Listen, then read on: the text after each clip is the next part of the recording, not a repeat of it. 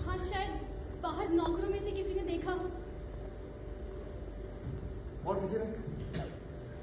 देवा, देवा तुम्हारे बाबूजी ने हमारे रिश्ते के लिए मना कर दिया। जानता हूँ पारो, लेकिन तुम ही बताओ ना, मैं क्या करूं?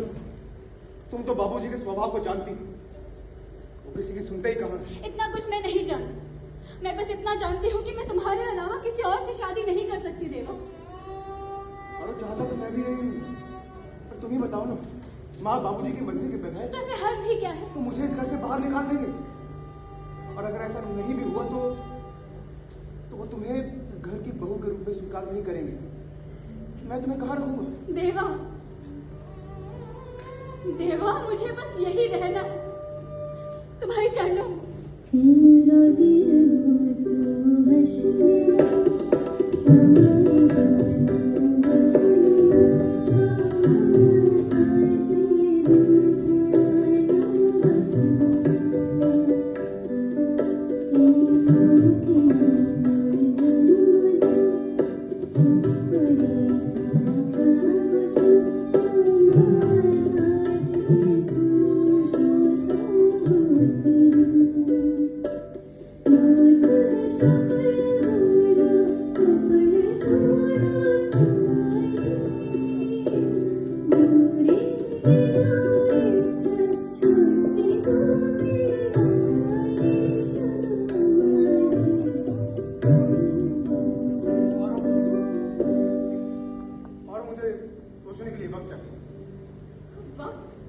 देवा, मेरे घर वालों ने रिश्ता देख लिया है। अब 1-2 दिन में बात भी पक्की हो जाएगी और 1 हफ्ते में शादी। मेरे पास वक्त नहीं है देवा। ऐसे में तुम्हें बताओ कि मुझे क्या करना चाहिए। बोलो देवा, बोलो कि मैं क्या करूं। बताओ देवा। हाँ तो कर लो शादी, इसमें मैं क्या बोलूं? एक तरफ तुम हो और एक तरफ बाबूजी। देवा, हाँ तो और मैं क्या बोलूं? अब मैं दबाव में आकर कोई फैसला तो नहीं ले सकता ना। ठीक है, तुम्हारे कहने पर मैं बाबूजी से फिर से बात करने के लिए तैयार, लेकिन सही वक्त आ जाए।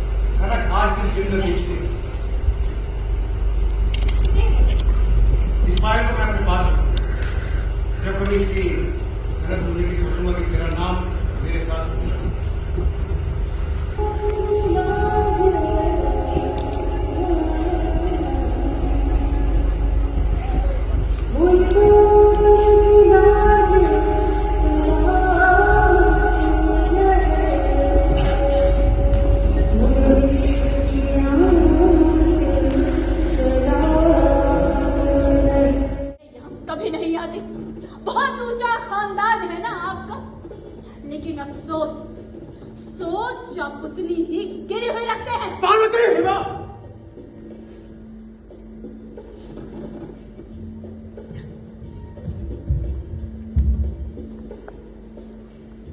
बचपन से ही तुम हमारी नाक कटवा के आ रहे हो। बचपन से ही आपने मुझे समझने की कोशिश कहाँ की है बाबूजी? ऐसे करते हैं अपने बाप से बात। बाप? बाप? आपने कभी बाप की तरफ प्यार किया है बाबूजी? हमेशा अपनी मर्जी चलाई, अपने फैसले सुनाए। आपने हमेशा मेरी आवाज को दबाया, मुझे मेरी मर्जी से कुछ करने ही नहीं दिया। क्यों? क्योंकि आप बड़े हैं इसलिए। लेकिन बाबूजी, इज्जत कभी डर से नहीं मिलती। जवाब कर दूंगा मैं तुम्हारी। हाँ तो काट दीजिए ना, मार दीजिए, लेकिन मैं चुप नहीं रहूंगा। मैं पारो से प्यार करता हूँ और उसे छोड़ने वाला नहीं हूँ।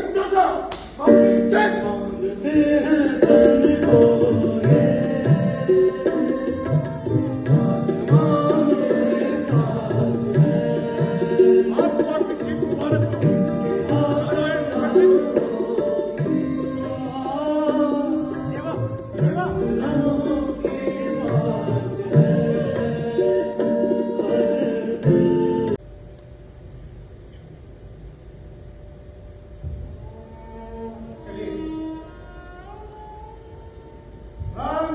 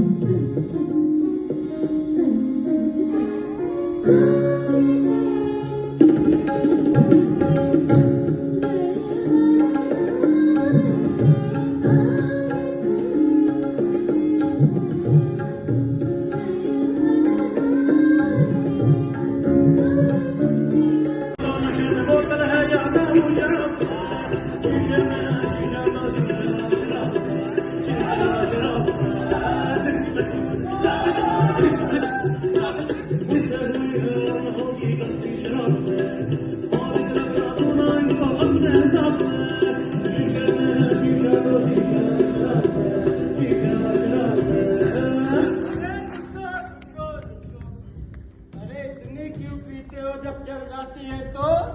इतने इसीलिए पीते हैं क्योंकि ये मदरा